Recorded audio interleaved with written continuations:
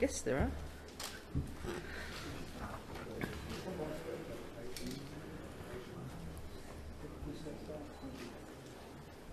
We good to go?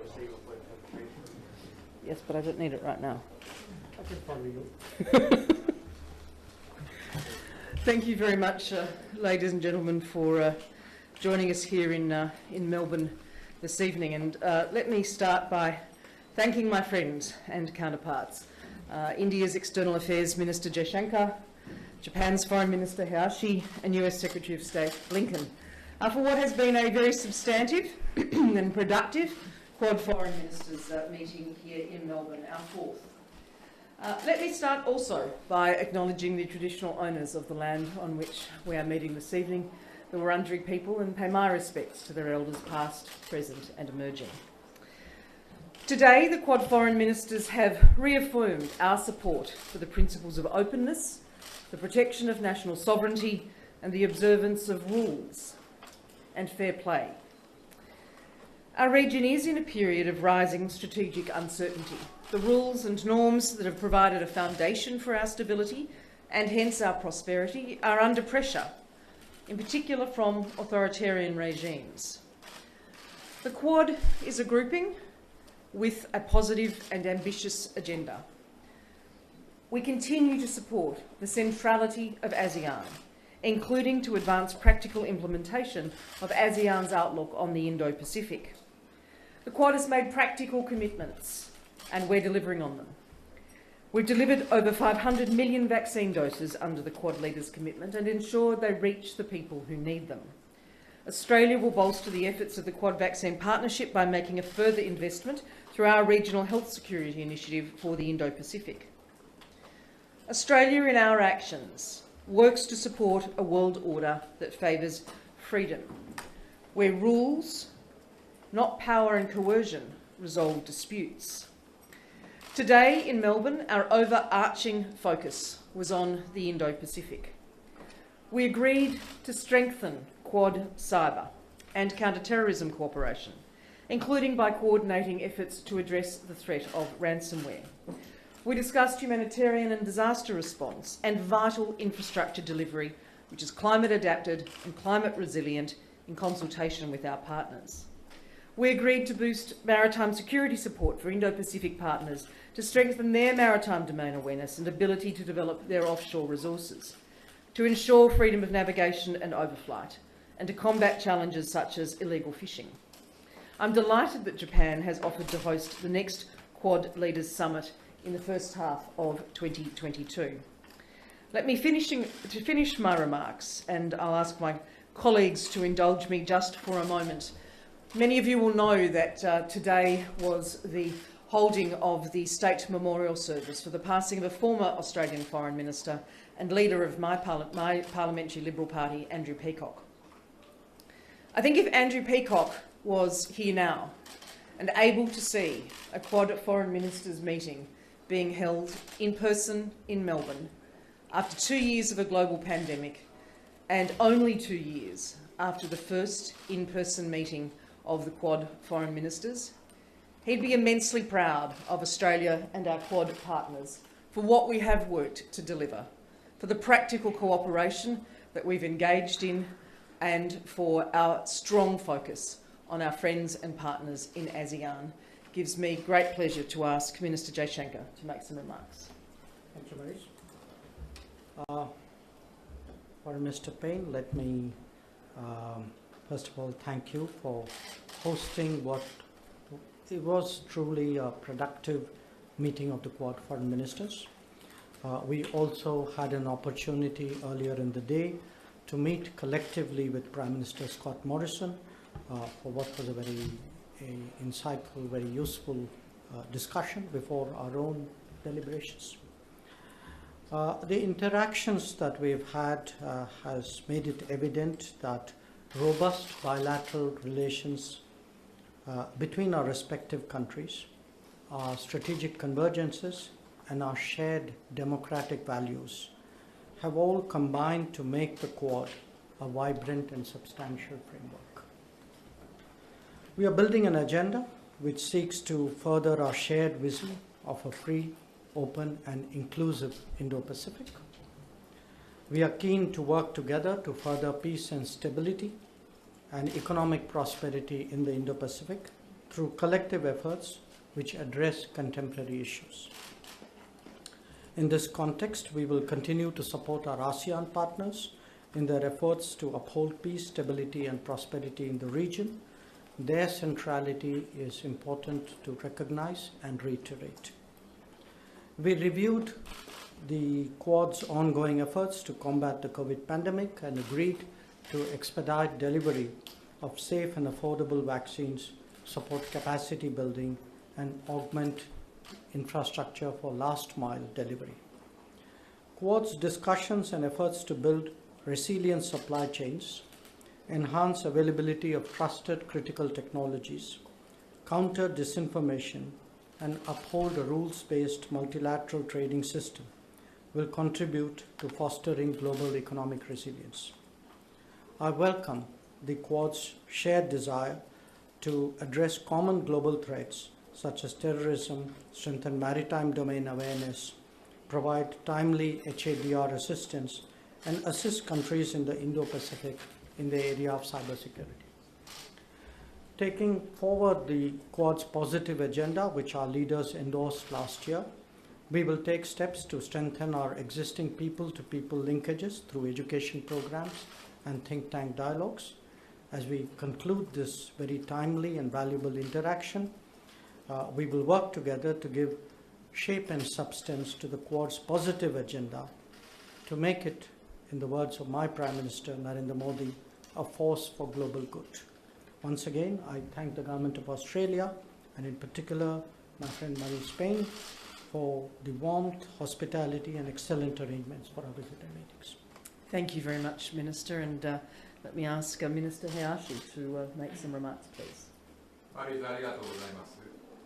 まずは本会合の実現にあたって協力いただきましたすべての関係者の皆さんに感謝を申し上げたいと思います。前回の外相会合から1年が経って私自身としては初めてここにいる3人の友人と一度に会したわけでありますが、やはり対面だからこそ幅広い議題や協力について極めて率直に意見交換ができたというふうに考えております。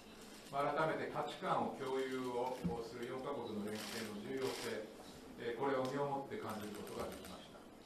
この後の夕食会でも打ち解けた雰囲気の下で信頼関係をさらに深めていきたいというふうに考えております。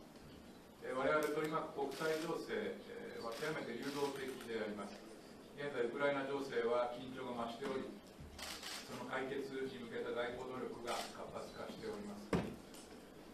一方でインド太平洋地域では北朝鮮による核・ミサイル活動、東シナ海、南シナ海での一方的な現状変更の試み、ミャンマー情勢、など危機の課題が山積をしております。まさに外交の力が問われている時だというふうに思っております。そのような時だからこそ、我々4カ国の外交当局の責任者が、直接会って共有するビジョンである自由で開かれたインド太平洋の実現に向けた強固なコミットメントを再確認して、実践的協力をさらに進めていくことで一致できたということは、極めて時宜を得た意味のある成果だと考えております。岸田政権としても、自由で開かれたインド太平洋の実現を引き続き重視し、そのための具体的な取り組みをさらに強化をし、加速化していきたいというふうに考えております。本日の議論では、ワクチンパートナーシップをはじめとする首脳レベルで、すでに一致をいたしました協力分野での作業をしっかり後押ししていくことを確認をいたしました。その上で海洋安全保障、人道支援、災害救援、テロ対策、人的交流など、過去3回の外相会合で積み上げてきましたさまざまな実践的協力をさらに深めていくことで一致をできました。本年前半に日本で開催予定の日米豪印首脳会合に向けたモーメンタムを一層高めることができたというふうに考えております。この流れを一層確実なものにし、日米豪印がこの地域にとって利益となる協力を幅広く展開していけるよう、引き続き外相間でも緊密に連携していきたいと考えております。ありがとうございました。Thank you very much, Minister Hayashi. Secretary of State. Maurice, thank you so much. Thank you for the incredible hospitality. Thank you for bringing us here to Australia and for bringing us here to this wonderful city of Melbourne. It's been truly a delight to be able to spend a little bit of time in the city as well as in our meetings. And to you, Maurice, Jai, to you and to Yogi, friends, colleagues, I'm so grateful for the extremely productive discussions that we've had today. In fact, we were speaking a few moments ago, and the incredible range of things that we covered. We could have spent the entire time on any one of them, but I think it goes to the richness of what we have before us as democracies united in advancing a very affirmative vision for the future. Back in December, I was in Jakarta, and I set out the United States vision for a free and open Indo-Pacific, which, more than any other region, will shape the trajectory of the 21st century. We talk about a free and open Indo-Pacific a lot. It's worth spending just a second on what that actually means to us, and it's a shared meaning. It means people will be free in their daily lives and live in open societies. It means the countries will be able to choose their own path and their own partners. It means that goods, ideas, individuals will flow freely in the region, and that problems will be dealt with openly according to the rules of the road that everyone has agreed to. We believe the only way to make that vision a reality is to deepen our engagement with allies and partners who share it. And that's exactly what the Quad is all about. As Indo-Pacific countries, as democracies, as nations who understand how important it is to uphold the international rules that have provided the foundation for decades of shared security and prosperity, it's in our interest to do more together. Returning to the region now, even as we continue to work relentlessly to try to resolve the crisis in Ukraine brought about by Russian aggression, and to do that through diplomacy and deterrence. But being here now, even in the midst of that, I think only underscores our commitment to staying focused on the Indo-Pacific. And indeed, these efforts are part of one whole. One of the reasons we're working so intensely to defend the core principles threatened by Russia's aggression toward Ukraine is because those very same principles are crucial to enduring stability in this region and every other part of the world. This visit also underscores our commitment to not only meeting the pledges that the Quad has made, but also finding new ways to leverage our unique and combined strengths. And let me just quickly highlight a few that we discussed today. We will keep working to produce 1 billion doses of safe, effective COVID-19 vaccines by the end of this year, and to donate 1.2 billion additional doses, while increasing our efforts to support the logistics, the infrastructure that's needed to get those shots into arms around the world, the last mile. Each of the Quad countries will play a key role in a meeting that we're convening on Monday on a COVID-19 global action plan, which will drive greater leadership and coordination across regions and sectors to end the pandemic. We'll enhance our collaboration on disaster response and humanitarian assistance, as you've heard. We're doing that right now in the case of the Tonga volcano eruption. We'll strengthen our cooperation on maritime security, both to combat challenges like illegal, unregulated, unreported fishing, and to ensure freedom of navigation and overflight across the region, including in the South and East China Seas. We've agreed to deepen our efforts to shape the rules and standards around emerging technologies, cybersecurity, which will increasingly touch on all aspects of the lives of our fellow citizens. We'll expand our cooperation with other partners, like ASEAN, whose centrality of the region is enduring, APEC, which the United States will host next year, and in the Pacific Islands. The Quad has been, and always will be, an affirmative partnership, rooted not in opposition to any country or group of countries, but rather in the belief that together we can do more to deliver broad-based progress for people in other countries, in our countries, across the Indo-Pacific. Addressing the challenges that real people face in their lives, helping them seize the opportunities that they want, empowering them to chart their own course. Our efforts today show that the stronger the Quad gets, the more we'll be able to deliver on that promise. Thank you.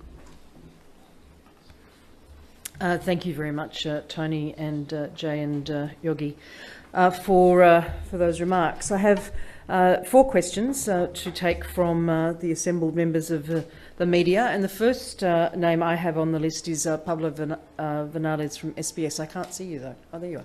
I'm sorry. The lights were... Thank you, Minister. Pablo Vinales, SBS World News. Minister Payne, on the crisis in Ukraine, are you able to elaborate what came of discussions today? And to Mr Secretary, you've been quoted as saying, do you expect Australia to contribute imposing massive costs on Moscow should Russia invade? What would that look like? Do you foresee Magnitsky-style sanctions as part of that? Thanks, Pablo. And consistent with the statements the Australian Government and I have made previously, I've reiterated our very deep concerns about the Russian military build-up on Ukraine's border, and again reiterated on calls that we have made to Russia to participate constructively in diplomatic efforts, many of which are us being strongly led by Secretary Blinken and the President of the United States. I've also reiterated Australia's strong support for Ukraine's sovereignty and territorial integrity, and that we will continue to support our allies and partners to deter this sort of aggression and to raise the costs of this kind of behaviour. Tony. Thank you, Maurice. 2 things. We have been pursuing a dual-track approach to the challenge posed by Russia and the forces that it's massed unprovoked along Ukraine's borders. Diplomacy and dialogue. We would strongly prefer to resolve the differences that we have through diplomacy, through dialogue. That is the responsible way to do things. We've made every possible effort to engage Russia, to look at the concerns that it's raised, to share concerns that we have, that European partners and allies have, to see if we can't find ways to advance collective security on a reciprocal basis. But at the same time, we've been very clear in building deterrence and building defense, and making it clear to Russia that if it chooses the path of renewed aggression, it will face massive consequences. A number of countries have made this clear as well. All of the G7 countries came together, the world's leading democratic economies, to make clear that massive consequences would follow from renewed aggression. So did the European Union. So did NATO. And working with allies and partners not only in Europe, but around the world, including Australia, we have been putting together exactly what those consequences would entail, including economic, financial sanctions, export controls. We're as well committed to continuing to build up the defensive capacity of Ukraine, as well as reinforcing the defenses of NATO if Russia renews its aggression. But let me just take 1 second to share why what may seem to be half a world away from here matters here in Australia, in the Indo-Pacific. And as I mentioned a few minutes ago, what's at stake is not simply, as important as it is, Ukraine's territorial integrity, its sovereignty, its independence, but very basic principles that have, in a hard-fought way after 2 world wars and a Cold War, undergirded security, peace, and prosperity for countries around the world. Principles like one country can't simply change the borders of another by force. Principles like one country can't simply dictate to another its choices, its policies, with whom it will associate. Principles like one country can't exert a sphere of influence to subjugate its neighbors to its will.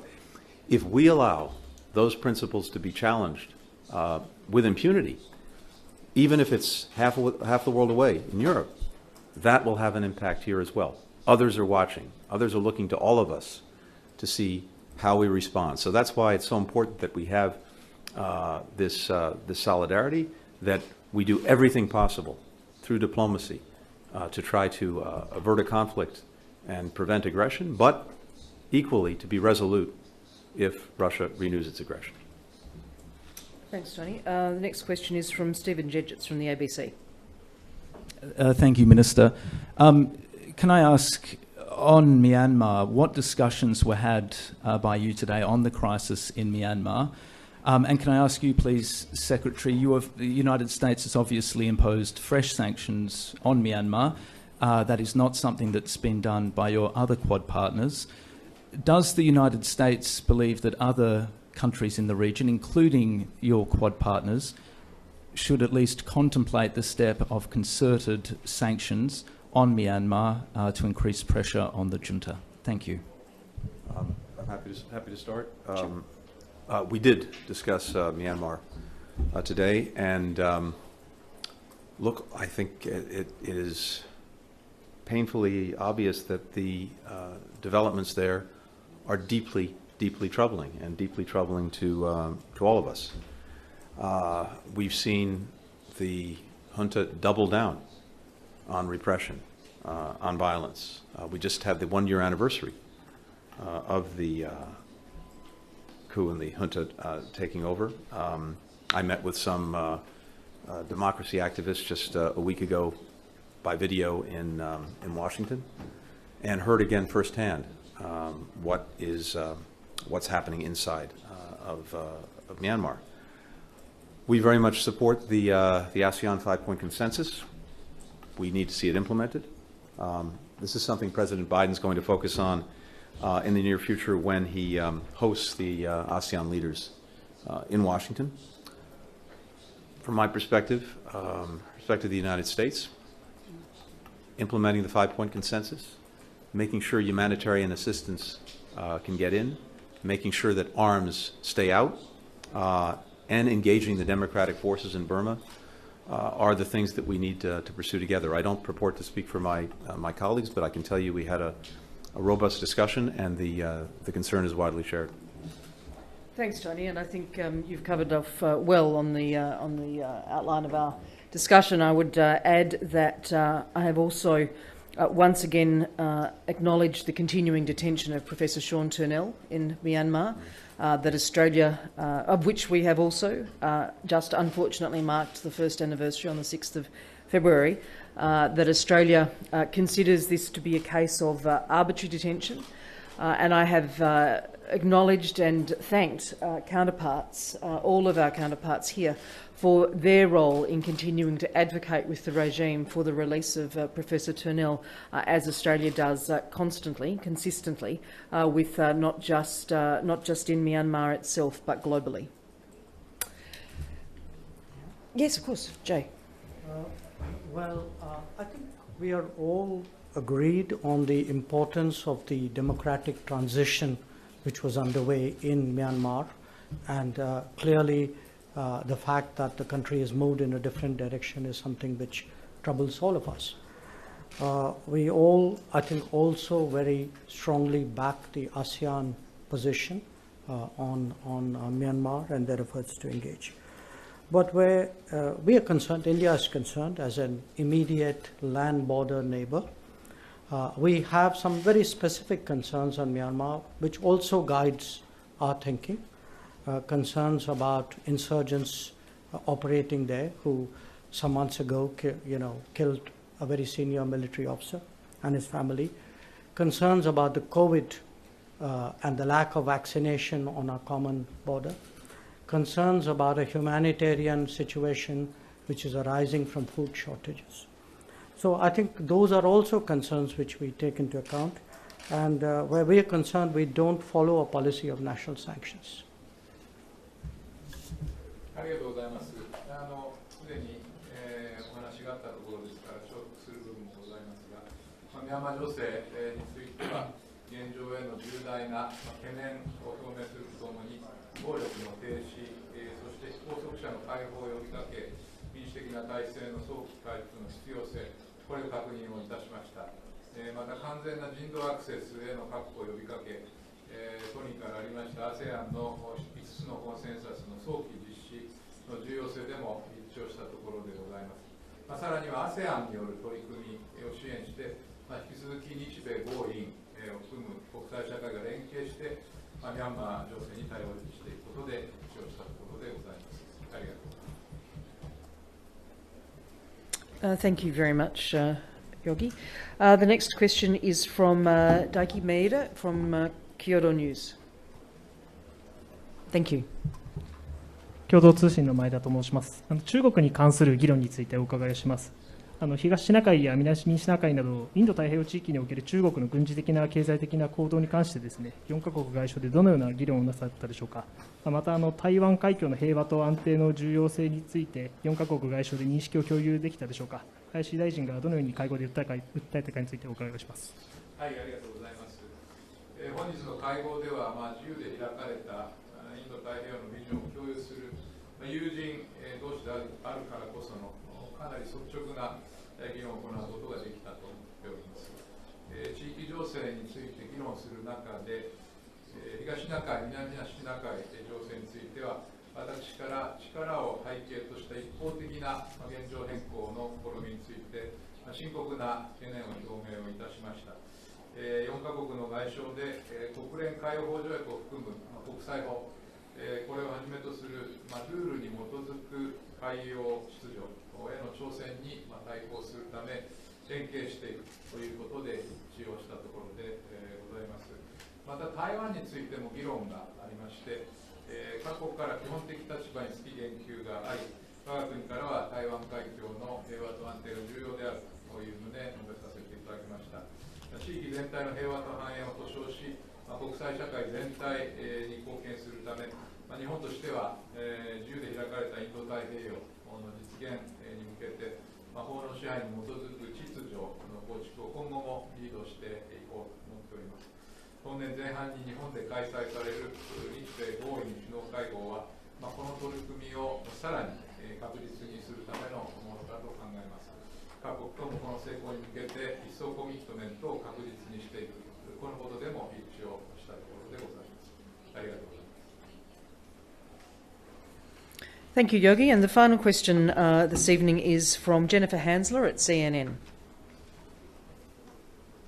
Thank you. Mr. Secretary, today the State Department issued a new security alert for Ukraine calling on American citizens to leave now. What changed that made you issue this new security alert? If it's so dangerous, why don't we see more Europeans also issuing the same kind of alert? And are you planning to put the U.S. Embassy in Kyiv on ordered departure, and if so, when? And then for all of the foreign ministers, Russia and China recently released a lengthy pact pledging no limits to their cooperation.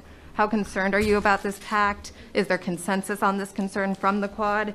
And did you discuss specific plans to counter this partnership? Thank you. Simply put, we continue to see very troubling signs of Russian escalation, including new forces arriving at the Ukrainian border. And as we said before, we're in a window when an invasion could begin at any time. And to be clear, that includes during the Olympics. We're continuing to draw down our embassy. We will continue that process. And we've also been very clear that any American citizens who remain in Ukraine should leave now. Thanks, Tony. And perhaps if I start, what we have been doing in the Quad context since our first in-person foreign ministers meeting in September of 2019 through the leaders summits of 2021, both virtual and in person, and again with this meeting, is working together as partners in pursuit of a regional and global order that is based on the rule of law. The Quad is not about what we're against, it's about what we're able to do. It's about constructive partnerships and what we are for, and we are for freedom and openness and transparency, freedom from coercion, and the opportunity for states to preserve and protect their sovereignty and their territorial integrity. Where we see the sort of statement that was issued by the presidents after their bilateral meeting, it is concerning because it doesn't present or represent a global order that squares with those ambitions for freedom and openness and sovereignty and the protection of territorial integrity. And so we'll continue to ensure that our contributions are about stabilising the rules-based order, are about contributing to security and stability and prosperity. And that is one of the great values of the discussions that we have had today on every single subject that we have canvassed. Jane. Well, I just add that, as my colleagues have observed, we are for something, not against somebody. And a lot of our discussions took off from where the Leaders Summit left off. They identified a number of areas where if the four of us cooperate practically and efficiently, I think the world would be a much better place. 地域情勢について議論する中で、ウクライナ情勢についても議論を行いました。日本としては、ウクライナの主権及び領土の一体性を一貫して支持してきておりまして、引き続き国際社会と連携して、適切に対応していきたいと考えております。ありがとうございます。Thank you. Thank you very much, Yogi. Can I thank you, ladies and gentlemen? I know this has been a media conference late in the day, but I do very much appreciate your attendance and your contribution here this afternoon, this evening, and may I once again thank my colleagues for such a productive and collaborative meeting. Thank you.